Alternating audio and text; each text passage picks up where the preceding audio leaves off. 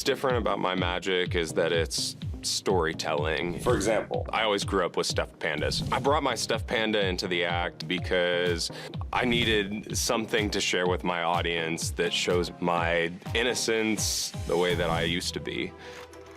I was bullied a lot in high school. And the red one is the bully, so we really don't much care what his name is, so. There were 2 to 3 years where I truly felt completely and entirely alone.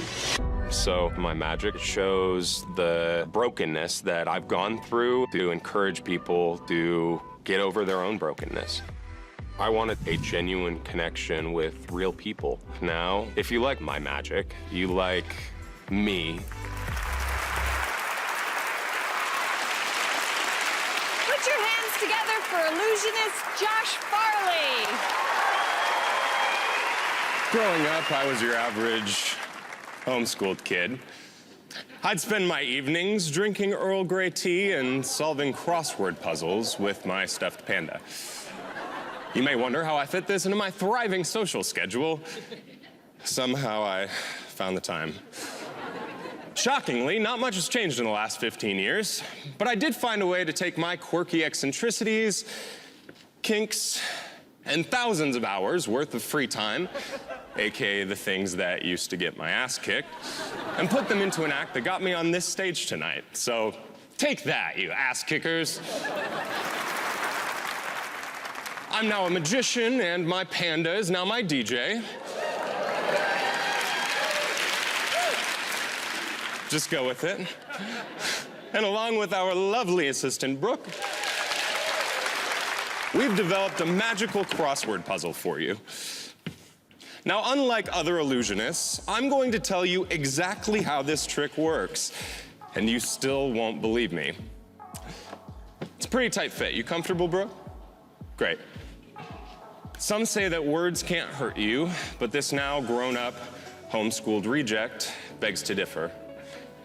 So tonight, every time Penn and Teller solve a crossword clue, I'm going to push one of these wooden word blocks into our puzzle. So Penn, what's a 6-letter word for annoyed to the point of distraction? Teller. Teller? Exactly. Great job.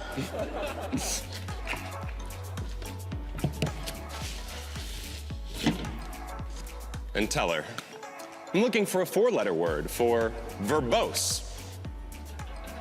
Penn! Precisely.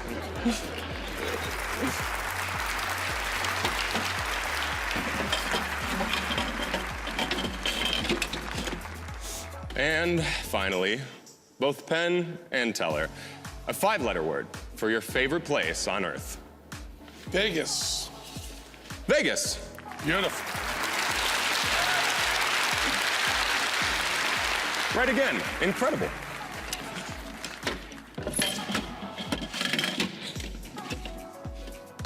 Now, at this point, you're probably all wondering just how Brooke has managed to contort her body to avoid so many deadly words.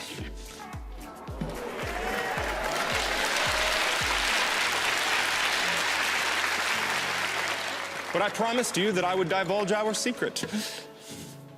You see, while you were distracted by all these obscure words, Brooke actually snuck out the back of the box. She's hiding behind it right now. Take a look.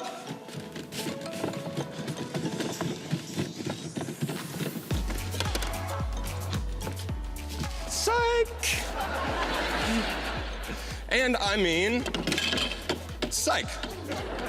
A 5-letter word for whatever our speaker just said was done purely to mess with our listeners' minds. And indeed, I am messing with your mind. Brooke never left the puzzle. You would have noticed that. The answer lies in a 4-letter word, meaning present and at hand. Here. She's here. To be more specific, she's actually right here.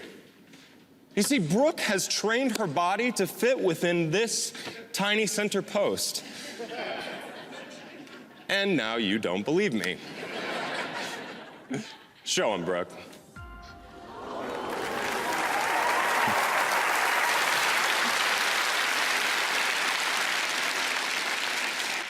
As Sherlock Holmes once said, whenever you've eliminated the impossible, whatever remains, however improbable, must be the truth. So the next time that you're feeling rejected, just remember that it's not always about fitting in. Sometimes it's just about being here. A four-letter word, meaning present and in the moment. Right, Brooke? Josh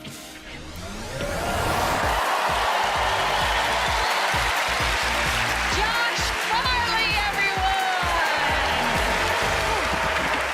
Very impressive. Thank you so much. So the story of the trick is actually a true story? It is a true story. I was homeschooled. Both of my parents are here tonight.